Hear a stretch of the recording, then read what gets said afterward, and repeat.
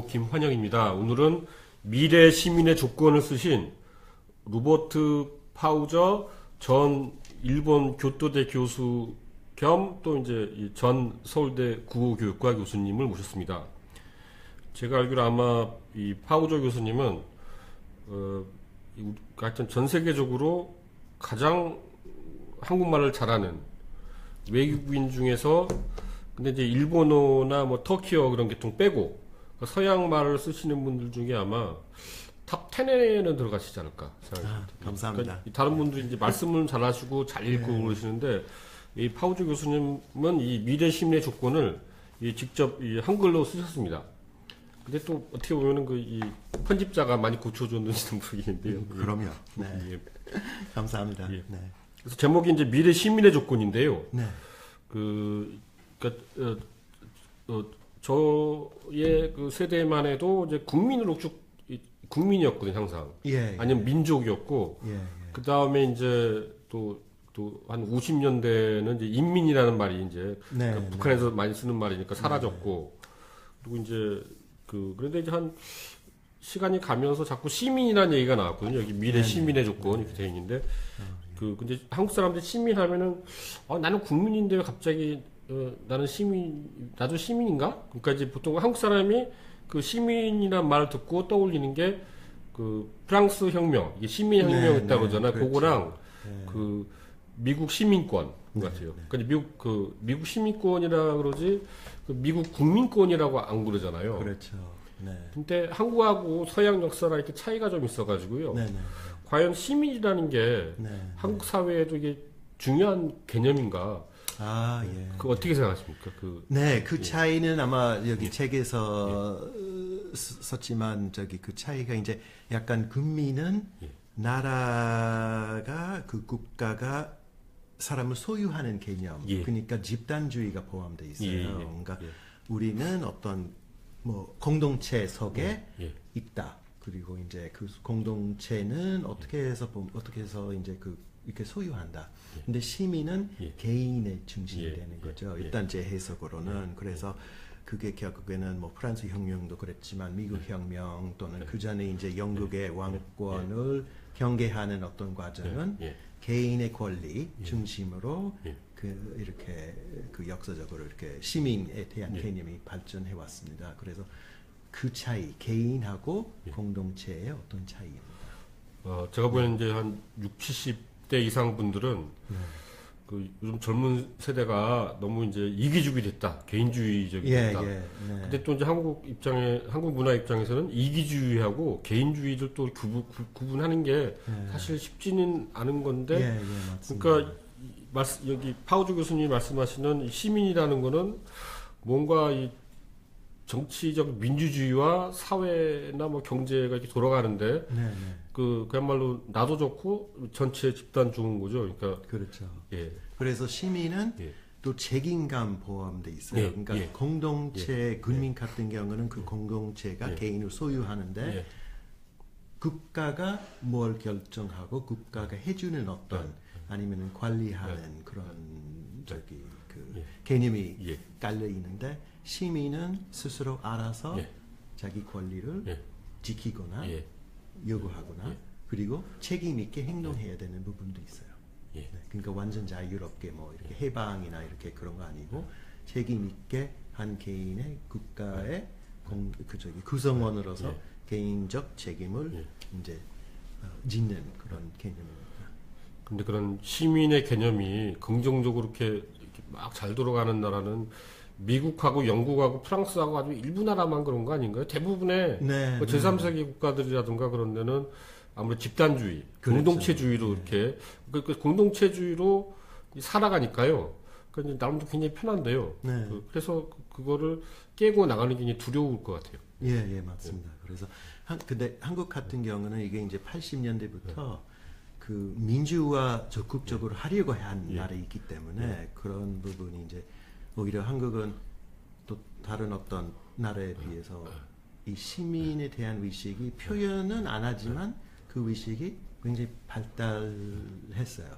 그 이제 민주화하는 과정에서 앞으로 조금 그게 이제 뭐 좋은 점도 있을 겁니다. 그러니까 어차피 뭐 이 루비콘 강을 건넜기 때문에 한국도 이 시민이라는 개념을 무시하고 살 수는 없게 된 거죠. 그러니까 그렇죠. 이제 시민으로서 살아가 이게 국민으로서 몇십 년 내지는 아니면 그 전에는 이제 백성으로서 살았잖아요. 그렇죠. 이제 백성이다가 이제 국민이 되고 이제는 또 시민. 뭐 국민은 또 국민들은 어느 정도 필요한 것 같고요. 국민이자 시민으로 살아가야 되는 거죠. 그렇죠. 네. 그러면 이제 시민이 되려면은 어떻게 돼야 되나요? 그 초중고 때부터 이렇게 시민 교육을 받아야 되는 거죠. 그러니까. 시민 교육, 예, 그것도 중요하죠. 시민 교육 받아야 되고, 그리고 자기가 그러니까 이번에 이제 저기 박근혜 전 대통령 그 탄핵했을 때 제가 이제 그 선거로 다 이렇게 미국에 있었지만 그거 다 들으면서 좀 인상이 깊었던 말이 헌법의 원천은 국민이다. 예. 그러니까 그 나라의 주도가 뭐 저기 대통령이라든가 또는 어떤 뭐 하여튼 오피니언 메이커 뭐 이런 건 아니고 본인이 이 시민으로서 나라에 주권이 있다. 그래서 책임 있게 행동하고 근데 책임 있게 행동한다는 것은 이렇게 조금 뭐 투표하거나 이 정치적 제도에 참여하고 자기 이제 발언권이 이렇게 좀 불편한 거 아니면 자기 생각을 적극적으로 내세우는 그런 것이죠. 근데 미국의 교육은 중요하기도 한데 그게 이제 교육 받고 나서 이렇게 성인이 되면서 그게 이제 참여가 중요한 거죠. 그 미국 독립선언문하고 미국 헌법에 나오는 거는 그냥 국민은 안 나오고 그 시민하고 인간만 나오나요? 그 인간 모든 사람들이 모든 사람 내지는 인간 모든 사람들이 이제 천부 인권을 갖고 있다. 하늘이 이제 그렇죠. 그렇죠. 예. 그리고 그 표현이 아마 man 뭐 남자 근데 그게 이제 인류 얘기죠. 네. 만약 한국이 헌법을 개정한다면은 국민을 시민으로 바꿀 필요가 있을까요?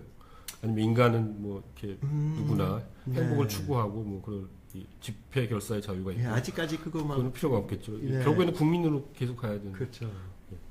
근데 이제 그 시민의 어떤 그 책임져야 할 부분 그리고 개인의 시민이 뭘 할 수 있는지에 대한 그런 부분이 조금 앞으로 조금 더 이렇게 보완해야 되는 부분도 있습니다. 이제 국가하고 나라하고는 좀 국가 나라하고 이제 또 사회 속에 뭐 회사라는 좀 다르지만요.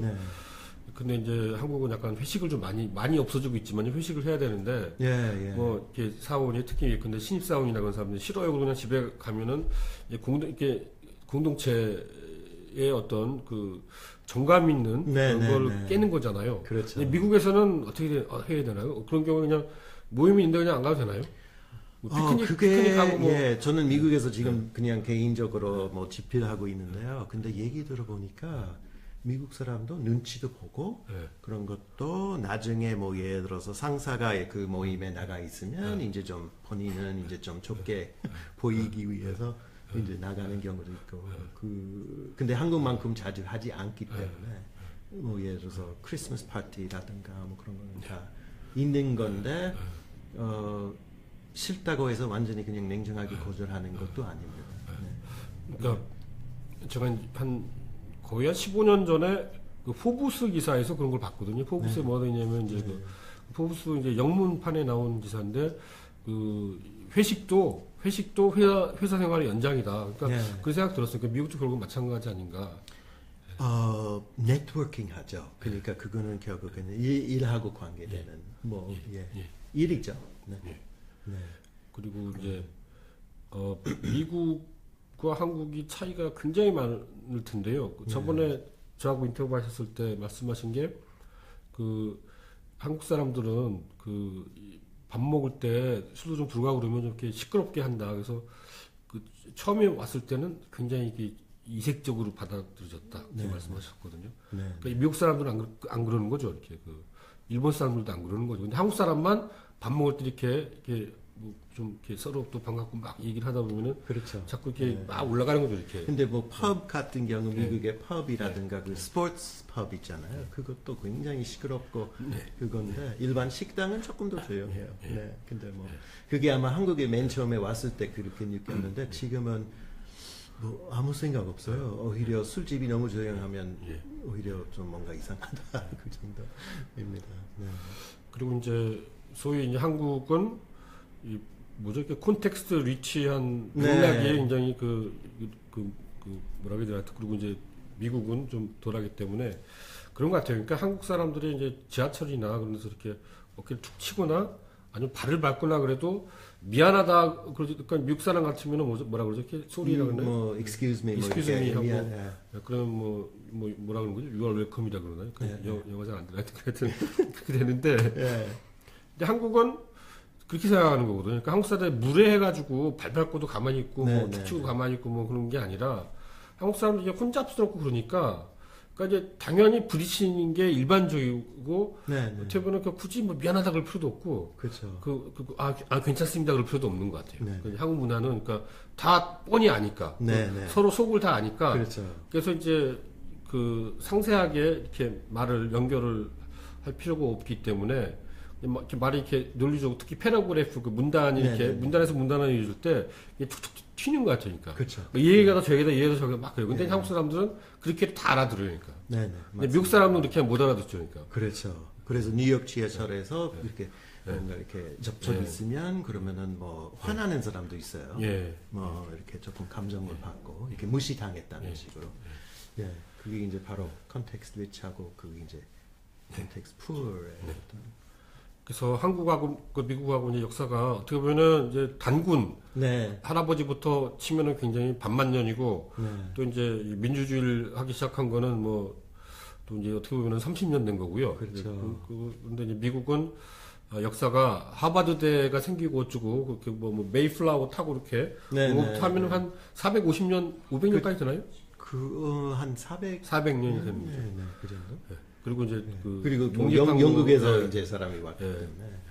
그렇죠. 그래서 미국도 사실은 미국에 대한 제가 보기에 가장 큰 오해 중에 하나가요.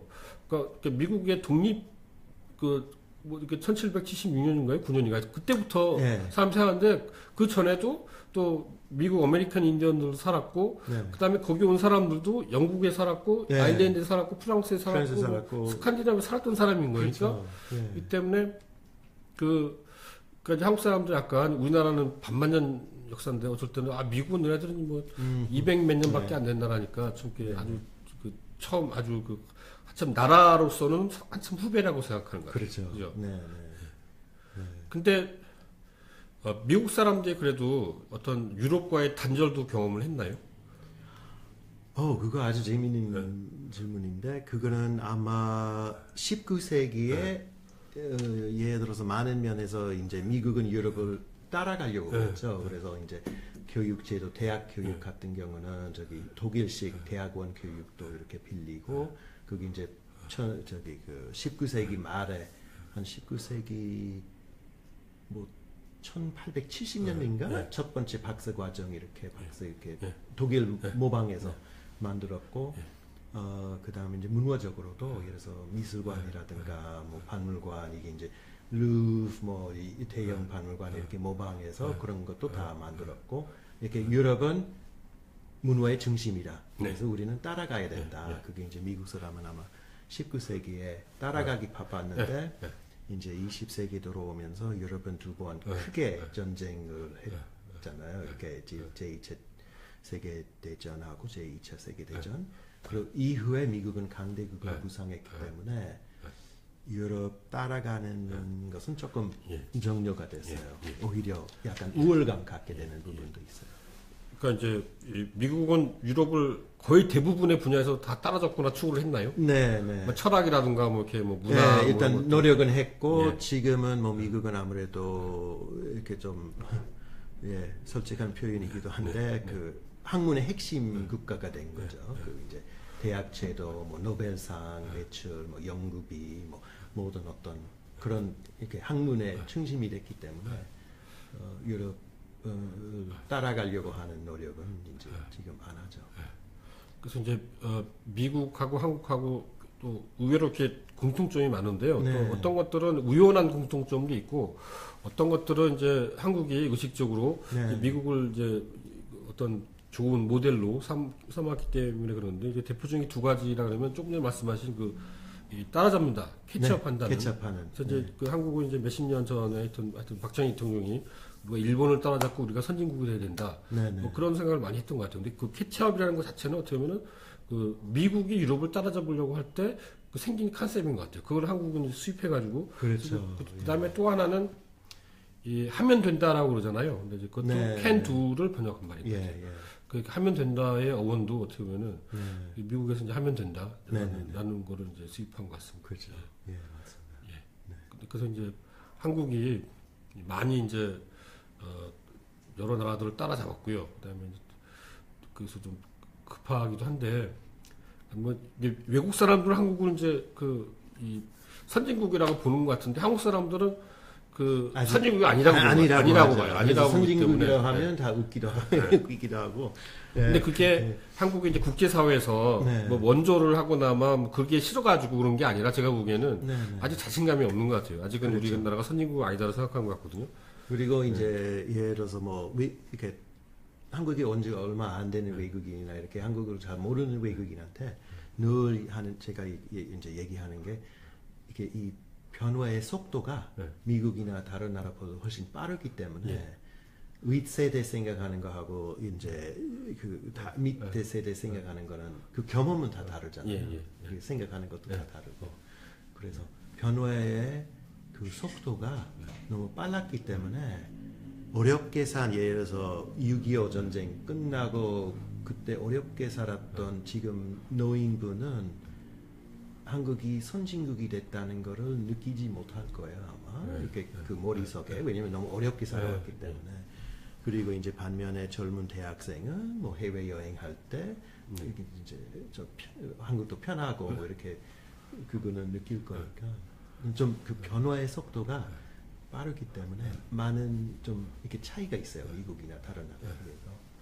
그러니까 또 한국이 또 미국하고 비슷한 게요. 이제 대략 이제 힐러리 클린턴이 그 이제 미국 대선에 출마한 것하고 뭐 또 저번에 나왔고 이제 한국 경우에는 이제 이 박근혜 전 대통령이 당선이 됐고 그래서 여자 대통령이 뭐 어찌됐건 하여튼 여자가 한쪽은 되고 한쪽은 안 됐고 또 이제 양쪽에서 이 탄핵이 됐고 저쪽은 이제 미국에서는 또 트럼프에 대해서 또 탄핵 얘기가 나오니까요. 그렇죠. 그래서 이제 한국이 굉장히 많이 비슷한 데도 있다고 생각합니다. 아마 탄핵 그 개념 자체가 아마 영국 법에서 나오는 개념인 것 같아요. 그래서 그게 이제 미국 헌법에 나왔고 한국 헌법에 어떻게 들어왔는지를 제가 잘 알 수 없지만 개념 자체가 영국에서 이렇게 뭐 옛날에 영국에서 이렇게 형성된 개념이기 때문에 권력자를 경계해야 되는 그 아까 말씀드린 부분이기 때문에 그래서 트럼프 대통령은 탄핵이 결국 안 될 가능성이 크다고 좀 일단 큰 잘못이 없으면 그게 이제 탄핵은 될 수 있지만 그 탄핵은 이제 끝까지 내는 거는 어려운 겁니다. 왜냐하면은 상원은 탄핵을 한국의 헌법재판소 같은 역할을 하기 때문에 상원은 3분의 2를 창선해야 되기 때문에 한 당을 이제 예를 들어서 공화당이나 민주당은 3분의 2의 의석을 차지하는 게 굉장히 어려울 것 같습니다. 그래서 잘못이 양당 체제로 초월하는 국민 시민 누구나 이렇게 쉽게 인정하는 어떤 잘못이 돼야 탄핵이 되는데 근데 빌 클린턴 대통령의 탄핵은 그게 하원은 무리해서 했거든요. 그래서 그런 탄핵은 있을 수 있어요. 근데 그게 끝까지 상원에서 그 탄핵안을 뭐 이렇게 통과시킬 것인지 그건 이제 문제죠. 그래서 한국에 계시다가 미국 가셨다가 뭐 그러시는데요. 그 촛불하고 태극기 집회도 보셨나요? 뭐 뉴스 들었고 계속 페이스북에서 봤습니다. 그래서 또 많은 사람들이 궁금해하는 게 이제 태극기 집회에서 성조기를 갖고 이제 나오시고 그래가지고 왜 그럴까 그런 생각인데 제가 보기에는 또 이렇게 생각할 수 있는 것 같아요. 그러니까 미국 교회에 가면은 이 성조기가 있다는 게 맞나요? 저번에 출연하신 이 저자께서 그렇게 말씀하셨는데요. 교회의 성조기가 저는 교회 안 다니기 때문에 근데 아닐 것 같아요. 근데 바깥에 바깥에 있을 수도 있어요. 근데 안에 있을 수도 있고 그거는 조금 아주 예. 그러니까 좀 그러니까 상대적으로 이제 이 촛불 들고 나오신 분들은 민주주의, 네. 뭐 개인주의, 뭐 네. 그리고 이제 정의로운 사회 그런 그렇죠. 거에 포커스가 있는 것 같고요. 네. 이제 태극기는 이제 상대적으로 국가주의. 네, 네. 그다음에 이제 국가주의, 한국의 국가주의는 이제 미국 한미 동맹하고 이렇게 네, 아주 네. 그 밀접한 관계가 있기 때문에요. 네. 그러니까 그래서 성도기를 갖고 나오신 것 같고 네. 또 이제 그 약간 어떻게 보면은 트럼프 지지자하고 비슷 통해요. 왜 그러냐면은 예, 예. 제가 듣기로는 그 미국의 이 저번에 이제 나오신 그 저자께서 그러셨는데, 그러니까 이 미국의 이 보수 쪽이라고 해야 되나 하여튼 그 복음주의자들이 네. 그러니까 트럼프는 약간 좀 문제가 있더라도 그 방향은 맞다. 그렇죠. 예, 그래서 예, 압도적인 예, 지지 받았고, 예. 근데 아마 뭐 태극기는 저는 개인적으로 불편했어요. 미국 네. 그 저기 성적이 보고 이렇게 좀 왜 그럴까 그럴까 이렇게 조금 불편했지만 그 약간 트럼프 지지자하고 좀 통하는 부분이 예를 들어서 제가 얼마 저기 미국에서 저기 물과는 조금 뉴스가 생겼는데 이제 수리 아저씨 불었어요. 그래서 이제 약간 정치적인 얘기가 나오고 그분이 트럼프 지지자였어요. 그래서 뭐 저는 아니었지만 그래도 그냥 좀 얘기하다가 계속 얘기 도중에 they 영어로 they 그들은 이렇다. 그들은 이렇게 했다. 그들은 뭐 이렇게 계속 그들 they에 대한 얘기가 나오고 있는데 they가 누군지 물어볼 조금 용기가 없었어요. 그래서 they가 누군지 근데 생각해 보니까 they 그러니까 그들 이게 이제 약간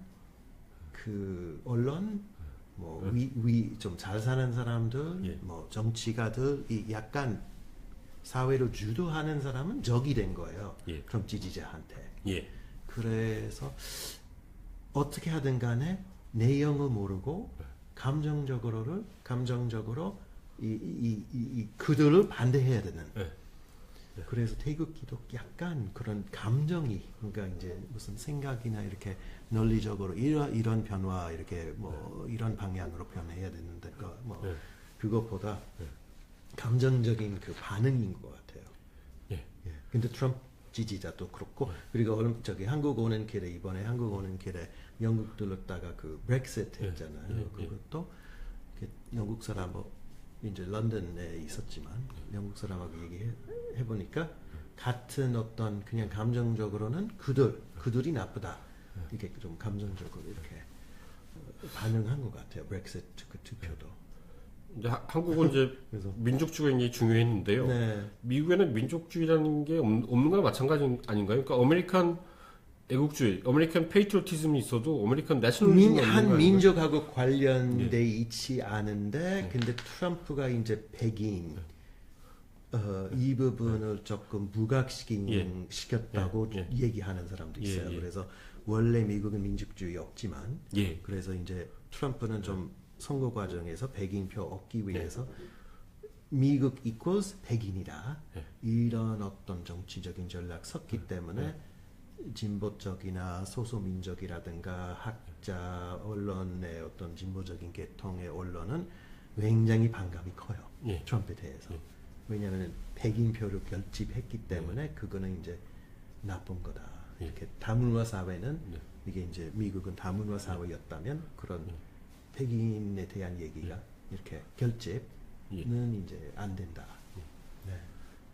그래서 근데 그때는 좀 이렇게 끝에 대선 끝에 이제 너무 감정이 많아가지고 사람하고 대화 이렇게 트럼프 지지자는 대화하기 어려울 정도로 그래서 그냥 제가 뭐 별로 대화 안 했어요 다른 사람들하고 트럼프는 지지 않았기 때문에. 근데 한국에서는 그 트럼프 대통령에 대해서 상당한 매력을 느끼기도 하거든요. 뭔가 좀 이렇게 시원시원하잖아요. 뭔가 하는 것 같잖아요. 그러니까 미국이나 한국이나 그런 미국 사람도 있습니다. 또 다른 공통점은 이제 한국뿐만 아니라 유럽도 그러니까 뭐 정부가 뭘 하려고 그러면 막 이렇게 데모하는 사람도 있고 뭐는 뭐 때문에 안 되고 뭐는 뭐 때문에 안 되고 가지고 아무것도 못 하고 그냥 끝나거든요. 개혁이랑이 불가능한데 트럼프를 보면은 적어도 표면적으로는 뭐 좀 할 것 같은. 그래서 뭐 뭔가 그게 바로 그 they, 그들 이제 그냥 뭐 얘기만 하고 세금만 오르고 뭐 아무것도 안 한다 이런 바로 그런 얘기죠.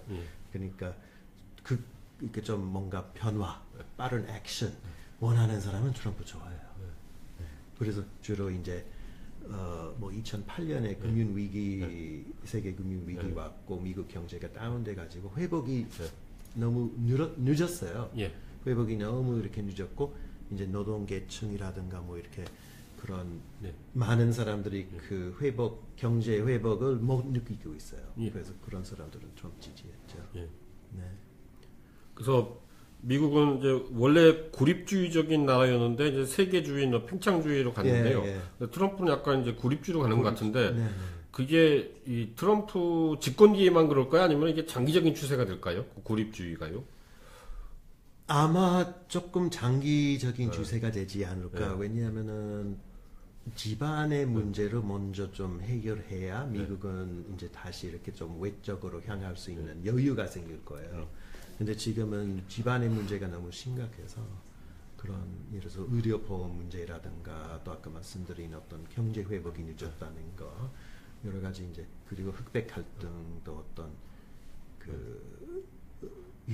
이제 여러 집안 문제가 너무 많기 때문에 약간 안쪽으로 보는 시대가 돼버리는 것 같습니다. 그래서 한국은 이제 그런 과정에서 또 그래서 이 책의 부제가 이제 한국인이 알아야 할 민주주의 사용법인데요. 뭘 알아야 됩니까? 지금 핵심적인 걸 좀 몇 가지 말씀해 주시면은. 이 한국 사람들이 민주주의를 사실 또 초중고 대학교 다닐 때 많이 배웠는데요. 다 까먹고 뭐 그래가지고 다 생각이 안 나는 거죠. 그렇죠. 핵심이 이제 뭐 이거 썼을 때는 지난 총선 이전이었거든요. 그래서 총선 투표율이 계속 낮아지고 젊은 사람은 관심 안 갖고 그래 아니면은 모든 정치가는 똑같다. 그놈은 그놈이다. 이런 뭐 물론 어떻게 보면 그건 맞는 말이기도 하지만 일단 가장 중요한 게 이 정치 제도에 참여해야 자기가 원하는 변화이나 자기가 원하는 정책이 올 수가 있는 거예요. 그래서 그런 거는 이제 정치적 참여를 통해서 자기 생각을 이제 표현하는 그게 이제 가장 중요한 것이고 특히 젊은 사람은 이제 투표율이 낮았기 때문에 근데 덕분에 이 책은 영향은 아무것도 없었지만 지난 총선에 투표율이 올라갔어요. 그래서 이번에 이제 대통령 뭐 선거는 투표율이 올라가면 그거는 일단 첫 걸음이죠. 투표하는 거. 그 다음은 자기 지역의 정치에 참여하는 것이라든가. 그래서 미국은 연방국이기 때문에 지역 정치가 중요하다는 거는 이제 많이 느꼈어요. 근데 한국은 아직까지 지역 정치에 대한 참여도가 적고 예를 들어서 뭐 구이라든가 그 지역 정치에 그거는 주로 어르신, 뭐 통장님들 뭐 이렇게 이제 약간 나이 많은 사람들이 이제 좀 하고 있고 젊은 사람의 참여가 없고 그러니까 이게 이제 대통령 선거 또는 총선 이외에도 지역 정치에 참여해야 돼요. 그거는 모임에 가거나 투표하거나 아니면은 뭐 저기 그 대표 뽑은 이제 시민이 뽑은 대표한테 연락하고 내 의견은 이거다 이렇게 표현하는 거죠. 그게 이제 이 책의 핵심 메시지. 그래서 정치 참여가요. 그러니까 몇 년에 한 번씩이나 이제 지방선거나 대통령 선거 때 이제 투표하는 거하고 그다음에 그 신문 기사에 댓글 다는 거 그것도 어떻게 보면은 뭐 좋아요, 싫어요 뭐 있기 때문에 그 의견을 표출하는 거 같거든요. 그래서 이제 뭐 몇 년에 한 번씩 투표하는 거하고 그 댓글 다는 거는 이렇게 힘들지 않은데요. 근데 그 지역 사회의 어떤 모임에 가고 어떤 회원이 되고 뭐 그런 건 참 자기 생각 시간도 뺏기고 좀 귀찮고 막 그럴 것 같은데요. 미국 사람들 그런 거 좋아하나요, 그러니까? 조금 뭐 미국은 이제 연방국이기 때문에 그거는 뭐 좋아하는 것보다 그 부분이 더 활발하다고 봐요. 그 지역 사회에 이제 참여하는 것이라든가 그래서 제가 지금 미국에서 사는 동네에 그 이제 사이트 있어요. 뭐 아마 네이버 밴드하고 이렇게 조금 폐쇄된 그 지역에 사는 사람만 사용할 수 있는 그런 어떤 게시판 같은 것이 있는데 그거는 예를 들어서 제가 한번 약간 사기 같은 사람은 뭘 판매하는 사기 같은 사람은 집 방문했어요. 예. 그래서 제가 그게 조금 이상하다 해서 그 게시판에 올렸어요. 예. 그러면은 그 동네 오래 사신 할아버지가 판매는 불법이다.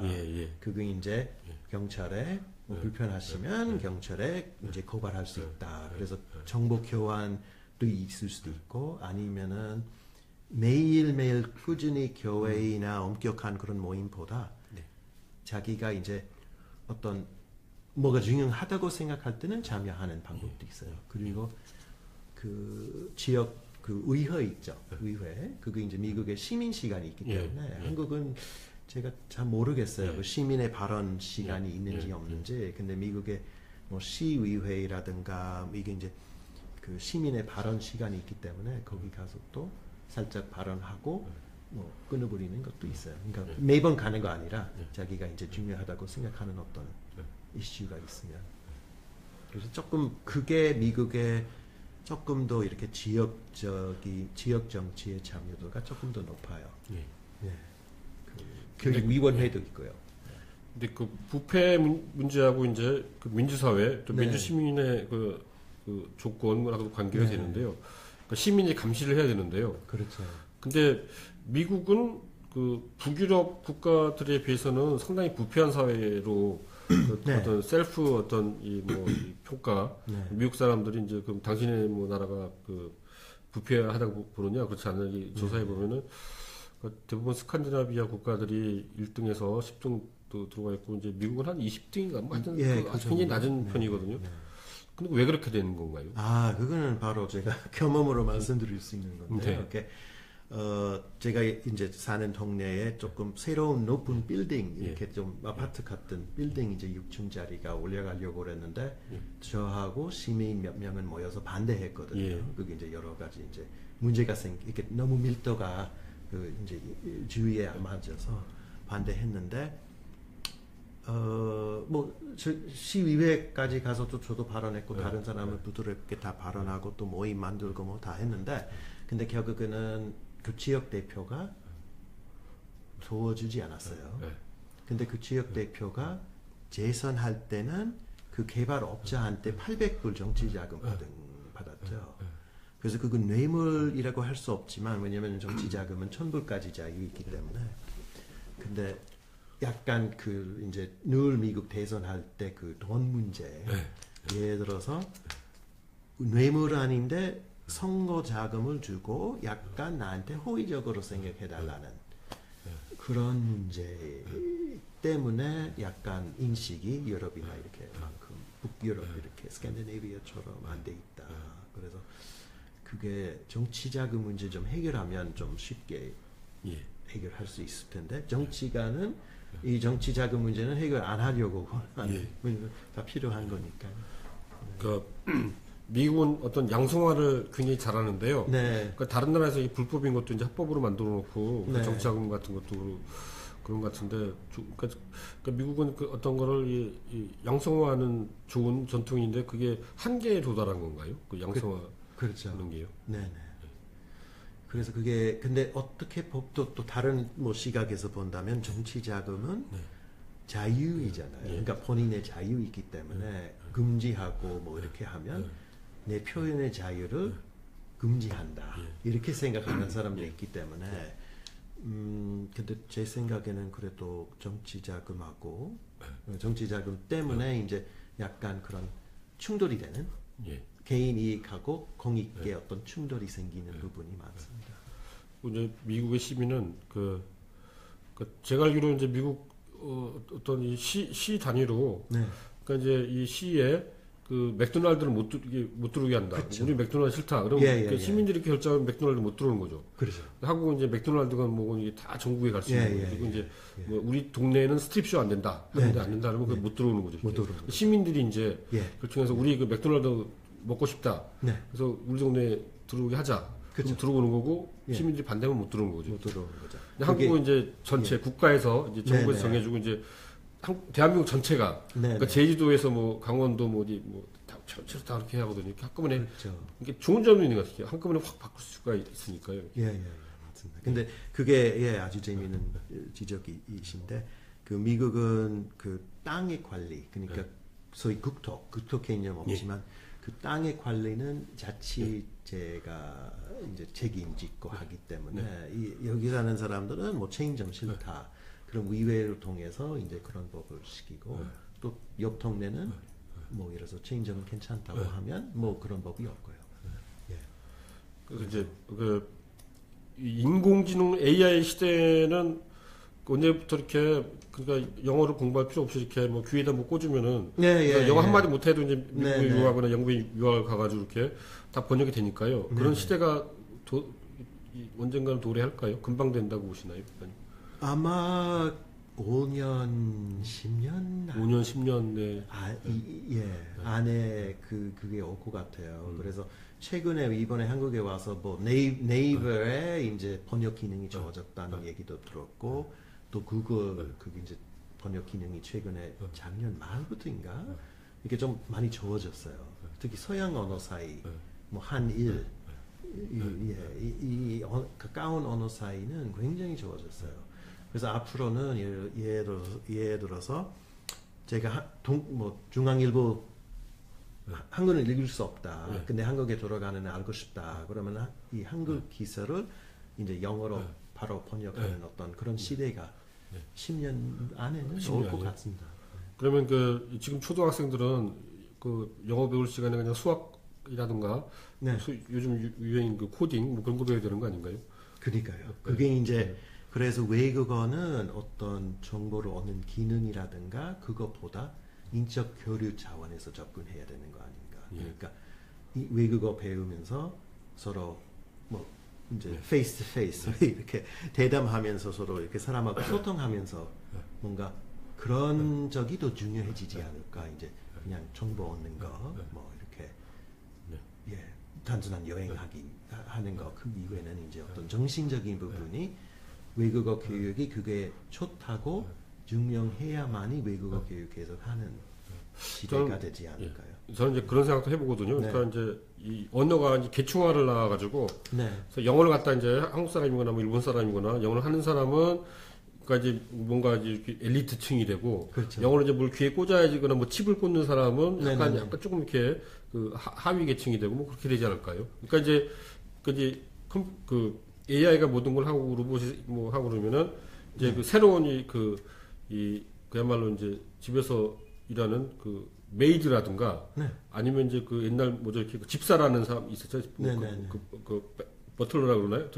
그런 분들이 그 새로운 그 직업으로 각광받고 돈 많은 사람들은 집에 이제 그 메이드도 있고 이제 집사도 있고 가난한 사람들은 그냥 이렇게 그 국가에서 이제 뭐 한 달에 얼마씩 200만 원, 300만 원씩 주니까 그거 가지고 이제 그냥 놀고 뭐 그렇게 될 수도 있지 않을까요? 그래서 그렇게 만약 사회가 이렇게 된다면은 그래도 영어를 좀 배워놔야 되지 않을까 하는 생각이 드는데요.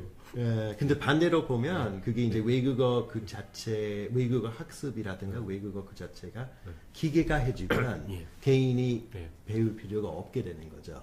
근데 양극화 과정은 그게 이제 또 다른 측면을 통해서 또 계속 이제 악화할 수도 있지만 외국어는 조금 외국어 교육의 미래가 어떻게 될 것인지 AI가 다 해주면 그러면 외국어는 필요 없게 되는 거죠. 결국에는 번역이라든가 뭐 그러니까 이제 외국어 교육은 어떤 정신적인 어떤 이득이 있어야 하는 거죠.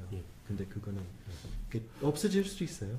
그거 증명하지 않으면. 그러니까 외국어를 공부하면 머리가 좋아진다는 학설도 있는 것 같은데 이게 정말인가요, 거짓말인가요? 그거는 그런 것도 있고 아니면은 모국어도 좋아지는 어떤 학설도 있고요. 외국어 언어 그 자체에 대한 예민해지기 때문에 또는 인적 교류라든가 또는 예를 들어서 한국은 또 지금 보도 다문화 사회가 되면 그러면 외국어는 또 그 국민의 통합, 소위 국민의 통합이라든가 그것도 도구되고 근데 그런 거는 지금 외국어는 이제 약간 실용적으로 배우기 때문에 그거는 실용적인 부분은 AI가 다 해주면 그러면 다른 부분이 이제 얘기가 나올 것 같습니다. 근데 그 어떤 두 가지 추세가 충돌하는 것 같은데요. 한편으로는 이제 10년, 15년 내로 이제 외국어를 배울 필요가 없는 시대가 오고 또 한편으로는 이제 아까 말씀하신 거는 이제 그 평생 외국어 학습이라는 게 유럽에서 이제 그러니까 그러니까 이제 어떻게 보면은 지금 초등학생은 영어 공부할 필요가 없고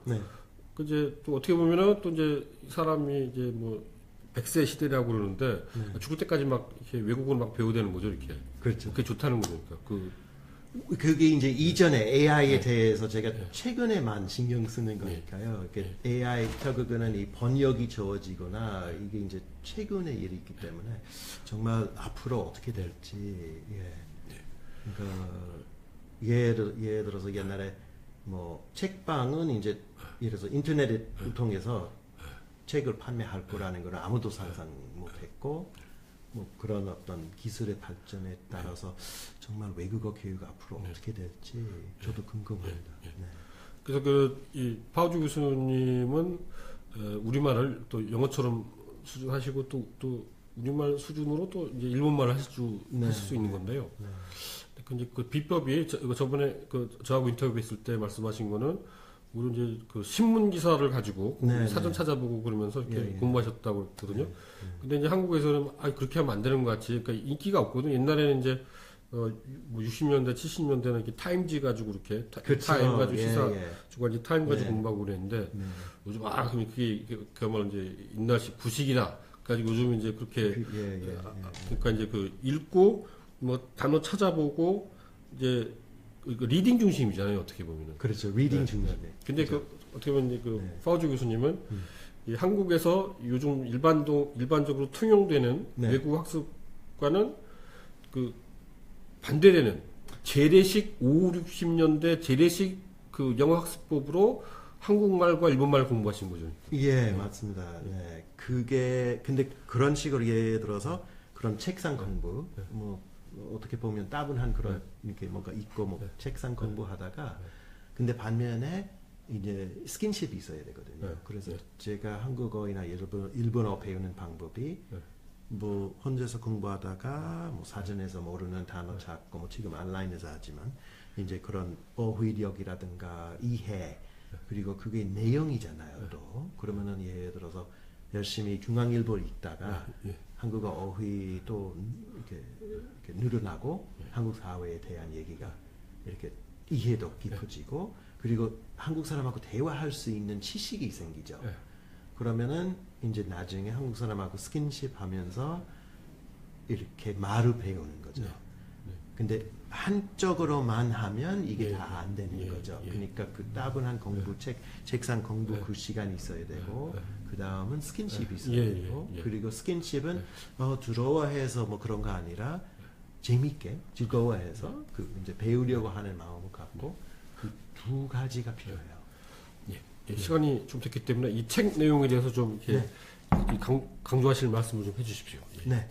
여기 저기 이제 시민은 참여해야 된다는 뭐 책임 갖고 정치에 참여해야 된다는 어떤 주장 이외에도 다문화 사회에 대한 이제 앞으로 다문화 사회에 이제 서로 이렇게 좀 민족주의 옛날식 이제 강력한 어떤 민족주의 그거를 조금 버리고 조금 더 넓은 시야 이렇게 세계를 바라보는 것도 필요하고 그 다음은 또 조금 나중에 긴 얘기 되겠지만 이제 그 권력의 분배 이게 너무 이렇게 한국은 이제 서열이 뚜렷한 사회이기 때문에 조금 더 이 권력의 분배라든가 뭐 경제적 분배 이거를 통해서 어떤 헬조선 문제라든가 이게 이제 극복할 수 있는 방법이 있다 그런 내용도 있습니다. 제가. 그래서 한국이 앞으로 잘 될까요? 그래서 계속 발전할까요? 아니면은 주저앉고 이렇게 더 가난해지고 더 이렇게 양극화도 심화되고 그렇게 될까요? 어떻게 보시나요? 어렵습니다. 왜냐하면은 지금 미국에서 이 트럼프 때문에 무슨 트라우마 속에서 살고 있기 때문에 미국이 무슨 나라가 붕괴하는 것처럼 이렇게 느끼는데요. 근데 한국이 한 가지 아주 좋은 거 있어요. 그게 이제 교육 수준이 높은 거. 그게 있기 때문에 그리고 기술도 있고 교육 수준도 높고 그리고 이제 이번에 촛불이나 이렇게 단핵 과정에서 보였듯이 단핵은 굉장한 거예요, 사실은. 근데 아주 순조롭게 평화적으로 그게 다 됐기 때문에 저는 좀 낙관적으로 봅니다. 이게 법치주의가 정착한 거고 어떤 제도에 대한 이렇게 인정이라든가 그것도 전 세계고 교육 수준 높고 기술이나 이렇게 있기 때문에 네, 저는 한국은 비교적 낙관적으로 보고 있지만 그 사이에 또 이렇게 파도가 있을 겁니다.